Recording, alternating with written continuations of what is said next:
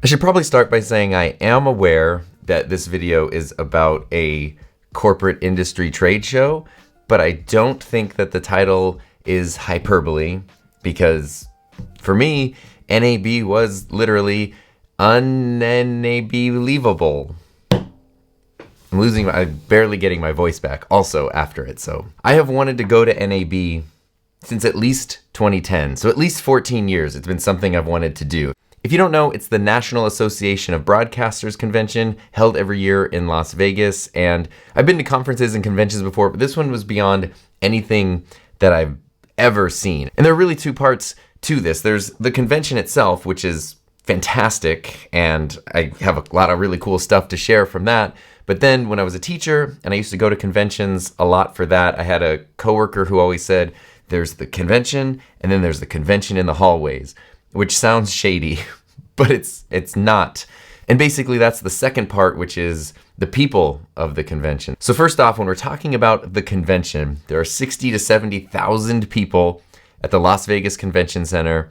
And we were there for 2 full days and didn't get to see everything. There were a few definite highlights for us, including B&H, Rode, Sennheiser, Shure, for sure, and YOLO Live, who make the YOLO box. I sure don't want to forget to do that, especially because B&H, thank you very much to B&H for covering our travel costs to go, our hotel, our flight, meals. Wouldn't have been able to go otherwise. So huge thank you to B&H Photo for letting this happen, which I hoped was going to be a fun trip, and then was so much more than that. So on the convention side of things, if you've been to any sort of trade show ever, you know everyone has booths. This was sort of a next level thing. Blackmagic was a title sponsor, so being able to see like the new stuff they just announced right after they announced it was pretty awesome. But they also kind of flexed on everybody with their booth and their setup, which was phenomenal. And this sort of set the tone for what I came to expect from vendors. Didn't matter if they had the biggest booth in the world or just sort of like a small thing kind of in the corner. It was that idea of like the absolute enthusiasm of the people there, people projecting their enthusiasm. I don't even use Blackmagic cameras as much as I think they're awesome.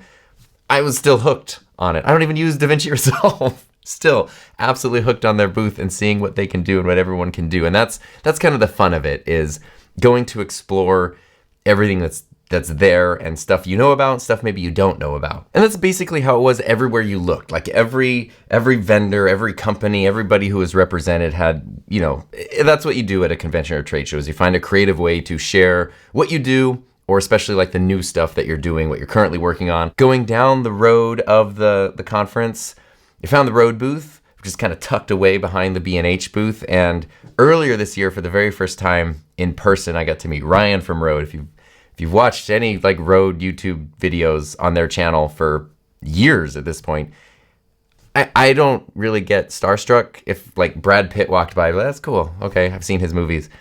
If Ryan from Rode walks in the room, I don't know. Palms sweaty, spaghetti, the whole thing. And it just happened to be the day that they released the Wireless Pro, the 2.4 gigahertz wireless microphone, which I was trying to do. Figuring out wireless microphone setups in a situation like NAB, that's an entirely separate video that I'm planning to work on, because that is a thing to do. But it was really cool to not just see like, here's the press release or an email about this thing, but like, here's someone who worked on the product. Like, tell me about the thing that you worked on. So we've been testing out a whole bunch of different mics. Yep. Earlier we did the Wireless Pros. Yep. And we were playing around with them. One thing that I've been super curious about, because this is also 2.4 gigahertz. Yes. And basically every 2.4 signal in the universe is in here right now. Absolutely. Yeah. Trade shows are wild for Yeah. 2.4, 5.8, everything, you name it. But it seems like a good place to test this. Not just the sound quality, because it's also loud as heck in here. Yeah. So we'll see how it's rejecting stuff, but interference and everything. Sure thing. Yeah. And I mean, look, the best thing about the Interview Pro is that you have recording on board. So right now we're actually tracking directly on the microphone itself. So if you have any kind of issues with interference, with crazy distance, with you name it, you've got onboard recording on the microphone itself. It also has timecode capability with the Wireless Pro receiver. So I don't know if you've played around with timecode, but basically timecode will give you a track that you can either synchronize with your camera if it natively supports timecode, or you can even output an audio track into one of the audio channels on your unit from the Wireless Pro. Okay. And then you can synchronize from your transmitters, either your standard Wireless Pro transmitters or the Interview Pro, in post-production. You just simply use timecode sync, and away you go. You've got all of your audio and video files locked. Okay. That sounds amazing. Yes. What else was I going to say? A thing about a thing. Before going to NAB, I bought the Sennheiser MD46 because I really wanted to have a good handheld microphone that I could just pop on a wireless pack to and then talk into, and it's going to block out background noise and stuff. So obviously I love Sennheiser microphones. My main microphone, the one I'm using right now, the MKH50, which I very cautiously also used and took around that day mounted to my FX3. So we wanted to go by the Sennheiser booth and then see everything that they had going on. I wasn't planning to do anything, but Sennheiser's here and I have a bag full of Sennheiser gear. So I figured while I'm here, I just wanted to nerd out about it. But a thing I didn't know until I saw this sign right now, it's a Sennheiser booth, but Heather's filming, by the way, so thank you. If you go over here, I didn't know that Sennheiser and Neumann were like connected. I had no idea. So now I'm wiser about the Heiser. And yes, I am aware of the irony of the slightly clipped audio here. That's on me. I'm using manual audio. I was using manual audio control in the FX3, and I should have attenuated a little bit, but I didn't pay enough attention to my attenuation because I was just so excited. So I just want to explain how cool the booth is. So first of all, they have spy microphones up there, which have the same wireless transmitter that I have here, which is the EWDP. But here's what's very cool. You have microphones on this table. You have microphones on the far table. You have microphones on this table, very expensive microphones on this table. And everything, let's see, you can put on your, what I'm assuming are clean headphones. And then you can go into all of these little interfaces that are around the Neumann MT48, and you can listen in on any of the microphones in this booth. So that also means I can hear what people are saying over there, here if I want, but you can just come here and geek out over every single microphone. We also found these vagrants. Yes. Hi, I'm Heather. You're not a vagrant. This is Mark. Hello, I'm Heather. Hi. Okay, so Sennheiser gave me a mic flag for my MD46, which means everything I say is officially endorsed by them, no matter what, irrevocably forever. That's not true. My goal here was to just sort of explore cool stuff that I'm excited about. I'm excited about this. I'm excited about Sennheiser, but I actually wanted to point out this is really neat because this is a company that, like, how I met Sennheiser was one of their engineers reached out to just talk about my mic placement, which wasn't even a Sennheiser mic. They just wanted to know how I was using a Rode mic at the time in my studio, helped me figure out how to set it up, and then we got to talking, and then I have bought a lot of their stuff. They have sent me a lot of their stuff, and they've just been super supportive. We did the whole profile video where they let me basically announce that it was a thing that exists, and then they donated tons of them to schools all over the world, and then to cap it off, oh wait, I should be forward. It's a little, there we go. To cap it off, I don't know, we just got to come here and meet everybody. And maybe most importantly, they also gave us great restaurant recommendations when we visited New York City once. One of my areas of knowledge weakness, one of my many areas of knowledge weakness currently is handheld microphones and handheld interview microphones. And so I thought NAB would be a really good chance to kind of do a comparison video with different microphones, different types of microphones in this really challenging, loud, signal polluted environment. What works, what doesn't work, why do you use the things that you use? And so that's a separate video that I'm making. But one of the things I made for this, which is ridiculous, I know this is not standard, was a wireless SM7B setup that I rigged together with not only the Sennheiser EWDP XLR transmitter, but also a Clark Technic CT1 booster, a signal booster, so the phantom power is powering the booster, so that I actually did have to attenuate the audio on the SM7B because it was too loud. It's a problem you never have with the SM7B, much less a wireless one. And this worked surprisingly well as an interview microphone. I'll get to it more in the other video, but there's no handling noise. It sounds great. It rejects other things. This actually feels like really well balanced. So Bronson from Audio Hotline and I were kind of talking about ways that maybe I could de-jankify this a bit and make it kind of a more usable setup. But let me tell you, walking around NAB with a wireless SM7B got me definitely the most looks of confusion, which often morphed into disgust. We were using it next to the Shure booth because I thought that would be hilarious. And as we were filming a thing and recording a thing, I could see every Shure employee just kind of like, what is happening over there? And then they were super interested in it, but of course then I was using the Sennheiser EWDP, and they were like, maybe their disgust was not the microphone, but it was like, why are you not using the Shure XLR transmitter? And then they came over and they were like, here, try this on there, and let us tell you all about it. And this is what I think it exemplifies what I loved about NAB, like the conference side of things. It's one thing for a company to say, yeah, use our product, don't use the other product. When I was a teacher and we would do booths at conventions, one of my co-teachers we would kind of do this. We would sort of be for like our program and stuff. We would kind of have a booth.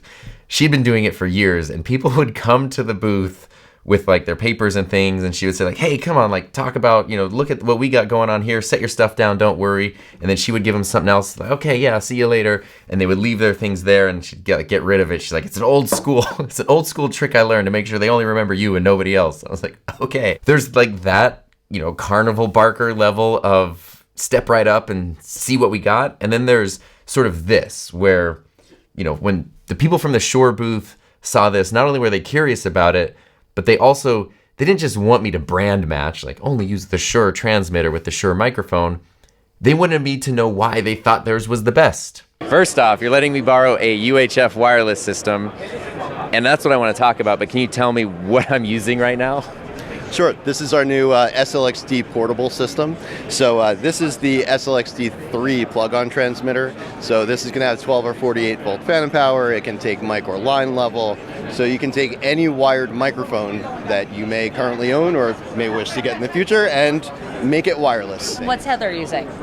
Heather is using the SLXD5 receiver on top of the camera right now. So that is talking to the transmitter right over here, and again, that one has multi-mic modes, so you can scan, deploy, and monitor all of your receivers from a single receiver. With basically every company, including Shure, making 2.4 gigahertz of very affordable, very accessible, like very good, easy wireless systems, and then these being more complex and more expensive. As we're in a convention hall floor with maybe like a bajillion signals around us, can you explain the difference and maybe some of the benefits to each? Yeah, absolutely. So if you're going with 2.4, that's more for people who are using like a closed environment. So smaller venues where you're going to have clear line of sight to your wireless system at all times. So we make a system called GLXD Plus that's really great. It's actually got a guitar pedal form factor, which is super cool because you can be on stage and interact with it and not lose line of sight. So you don't have as much transmission range. So that's what you get when you bump up to UHF. And the more, it sounds ridiculous, but the more you pay, the more frequency options you get and the more channel count options you get. So that's what you're paying for, to have the better technology and better syncing functionality. But if you're touring, you want to pay to have the better system because every environment and every city is different. So that's what UHF gives you. More frequency, more range, more distance for venues like, the Super Bowl, you go up to which I perform at regularly. Me too. So it's not objectively better or worse, it's different applications and different needs and different price points and stuff. Yes, exactly. It's easy to fake your enthusiasm for an hour or a half hour or with one person. It's not easy to do it for days on end with thousands and thousands of people. And a thing I noticed from pretty much every booth we stopped by was that enthusiasm and that absolute passion that people had. When Laura and Russ were explaining the Shure transmitters to me, they weren't just trying to sell me on a thing, they were sharing something they're super excited about. And similarly, a while ago, I made a video about my camera setup, and I mentioned that I was using these cable ties, as they fall all over the place, from a company called Metcalf Noodles, METCALF noodles.com. And it's just a guy who makes cable ties, started during the pandemic as a side project. Well, the company that the guy actually works for was at NAB. And so then I got to meet Chris from Metcalf Noodles, and he got to explain why this seems like a simple thing, and it is a simple thing, But not only is it a helpful product for me, it's also a really cool story about a person using the tools and resources that are available to all of us now, pretty much, to do something really cool and really fun. And that passion, enthusiasm side of things is what really made the whole show floor experience incredible for me. I said it was made by just one guy. This is the one guy. I'm the guy. This is Chris Metcalf. Yes, hi, Chris. Or hi, Tom. I'm Chris. That was the best. Cable ties seem like a relatively simple thing. Sure. As someone who has been using, I've been using the Think Tank ones for a long time. I don't think they make those anymore, so I've not been able to get any more. Then when you were like, hey, I make cables and they're kind of cool, and they're cool colors and cool lengths. Lengths and colors are the things that differentiate my brand from others. Basically, a lot of the product is made on demand. You order your favorite sports team's colors or your business colors. I can make red, white, and blue, or green and purple, or all the different colors that you ended up with. Yeah, I got like the coolest selection. I color matched them specifically to your Rode XLR cables, so. Which is awesome. What was the tie that tied you to like, I'm gonna make these? Started as a pandemic project in 2020. Everybody had a lot of free time, and I'll give you the short version of the story. I had a group of friends that we met on Zoom every week, Tuesdays at 2 o'clock. That we called it Tuesdays at 2, and we just we're all in the camera industry, some ACs, operators. Everybody kind of had a little side project that they were working on, and that was yours. Mine just became. I started off small, and I was like, oh, maybe this could become something, and it became what it is today. I have one here tying my mic together. Yep. A thing that we were all talking about that we really like is there's no knot at the end. You actually capped it off. Exactly. That's one thing that differentiates. Do I have one? Yeah, I have. I always wear one on my wrist as well. So I can show you here. That's the 3-inch that you have. This is the 6-inch version. This is fortunately an older one that doesn't have the logo on it, but the newer ones do. But yeah, it's not knotted. If you need good noodles, good cable ties, metcalfnoodles.com is the place to go. Yes. And I love it when someone's like, I'm just making a thing and I'm just a person who makes a thing. I'm just a guy. I'm just a dude. Based in Los Angeles, but we can ship them anywhere. I won't tell anyone that this is all AI generated. Yeah. And this is a blank space right now. I'm not a real guy. So I mentioned earlier the Blackmagic booth was pretty impressive. Canon's booth was awesome as well, especially they have all their lenses, and you can see the stuff that they're using. It's not just cameras, they have space telescopes and things, and they had a surf band playing the whole time, which was phenomenal. And then I think the booth that probably flexed on everyone the hardest was the Sony booth, because it is by far the biggest booth there. And they had multiple things. They had every Sony camera. So everything from the ZV-1 all the way up to cameras more expensive than the house that I live in. With also every lens combination you could think of, from, the small 50 millimeter nifty 50 all the way to the big, broadcast $250,000 lenses. And it's all just there. You just walk up and kind of just grab a camera and point at stuff. And they had multiple sets, really well-designed, well-lit sets with actors, like a bar scene and shooting pool and stuff. So you can use the cameras and film stuff, and people can kind of see on these monitors what it looks like as you're using the cameras, which was really cool. And I kind of feel like I need to give credit to the actors who for 3 solid days have to just sort of sit there and pretend to be at a bar and pretend to play pool and have cameras from every direction just filming you at every moment, and you don't know.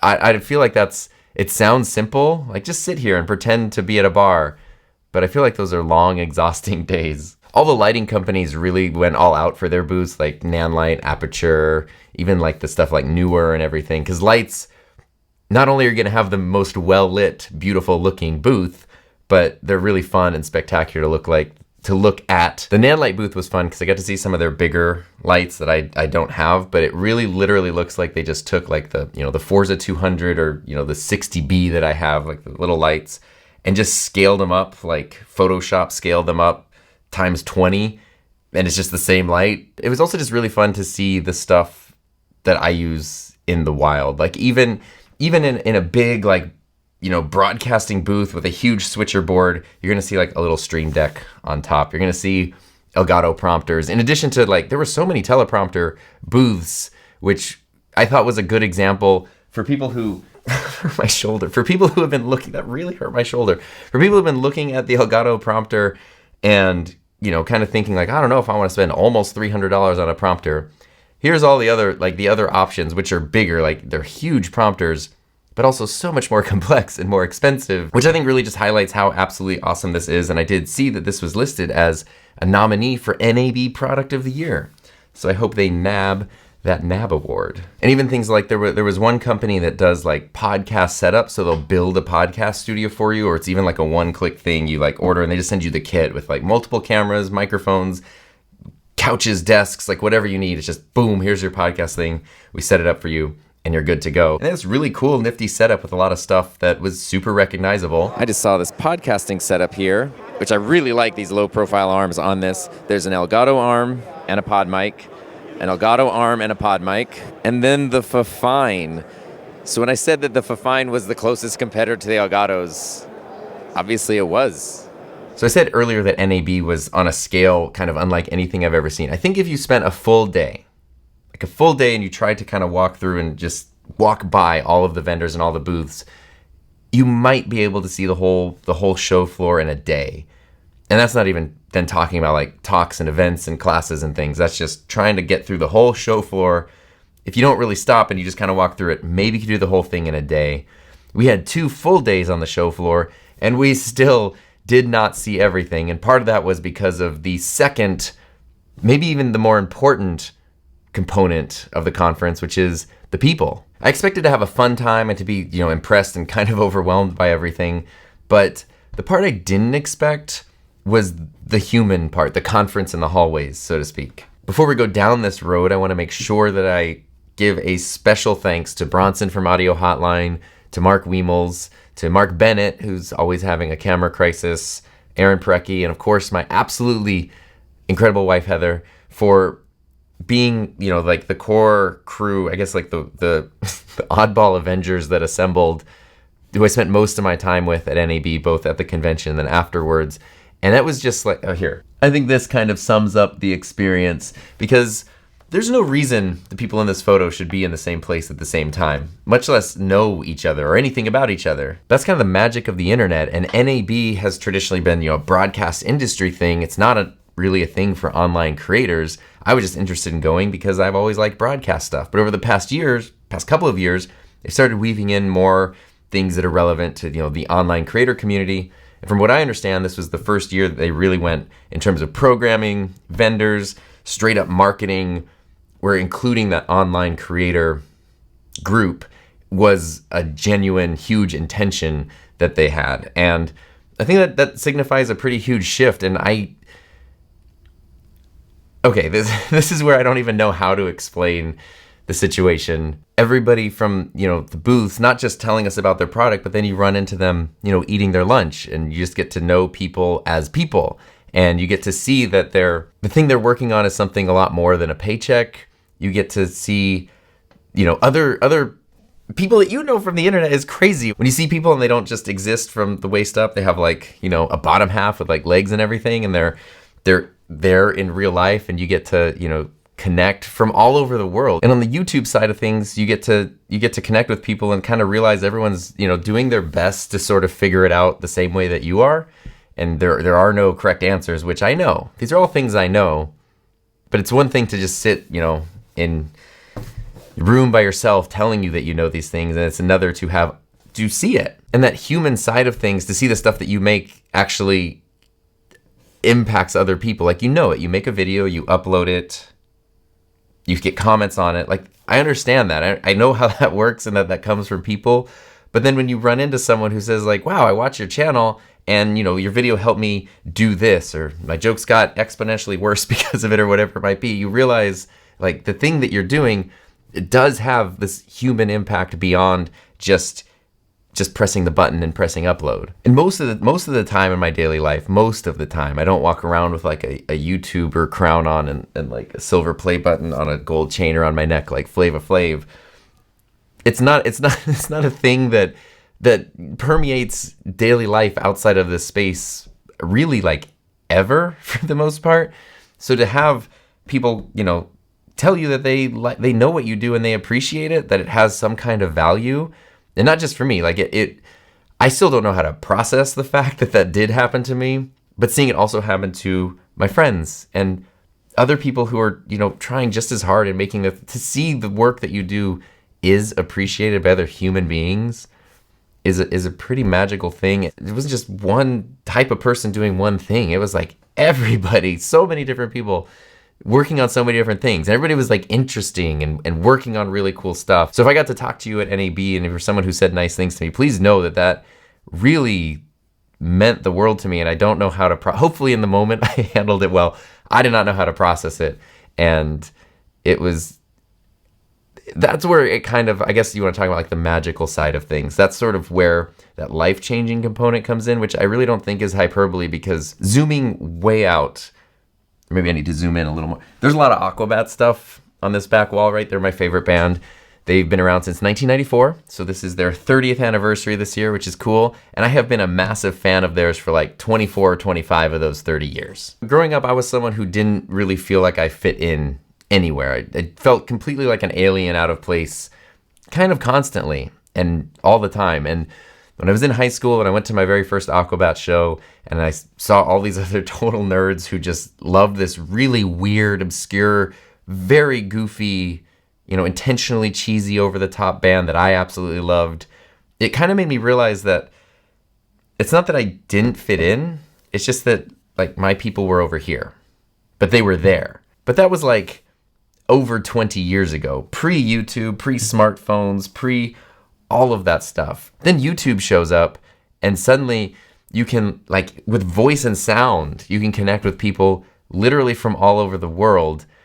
And when I started my channel 7 years ago, coming up on the 7-year anniversary, like, I met my wife after I started my YouTube channel. There's no reason we should have met otherwise. YouTube has shown me in my adult years the same thing, that even if in your daily life you don't necessarily feel like you fit in or are understood, or that the stuff you like makes sense at all, or that anyone wants to hear you just talk about microphones and cameras and bad jokes for hours on end, those people are there. They're just spread around.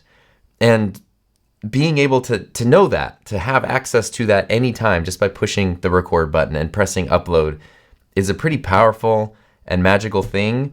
And having the chance to see that in real life, to see that face to face, to spend time with people,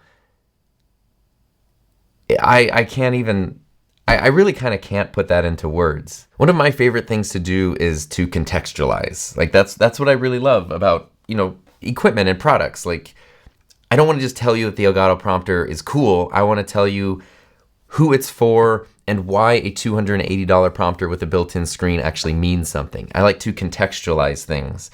And I think maybe part of that is because as a person and as people, being misunderstood is kind of one of the most painful things. Being decontextualized as a person is a very painful thing. And so finding your own context as a person is a very powerful thing. I'm like tearing up. Oi, I can cut most of this out, but I'm gonna wrap it up before it turns into just a tidal wave of emotion here. I know it sounds insane to say that a industry trade show is a life-changing thing. Finding your context and feeling understood as a human being is a life-changing thing. And if that's the venue where that happened for me, and maybe even for some of the people I care about, that's a really cool thing. And even the conference itself, it's cool that they're including more, creator-driven stuff, but at the same time, that's contextualizing and legitimizing and including rather than excluding, the thing that I do. The thing that lets me have, a place to live and food to eat and be able to have a job and a career that wasn't even a job a while ago. It didn't even make sense. I don't know what I would do if I was bored in some other time period. Like, it just wouldn't have worked out at all. And so I feel like I could probably go on for a long time about this, but the thing that I've been thinking about, I try to hold it back. The thing I've been thinking about, saying goodbye to everybody and getting on the plane, going home and everything, that sense of sadness was huge. So I think the only logical way to wrap this up is to quote the end of A Muppet Christmas Carol. There's a song that Michael Caine as Scrooge sings that has lyrics that say, "With a thankful heart and an endless joy." And so I would like everybody, from the friends I got to spend time with, the people who said really nice things about my channel and took the time to talk to me, the companies that shared their passion about their products and the things that they do and they make with me. I want you to know that it's because of you that I can end every day with a thankful heart and an endless joy. And I need to end this video because of reasons. Thank you.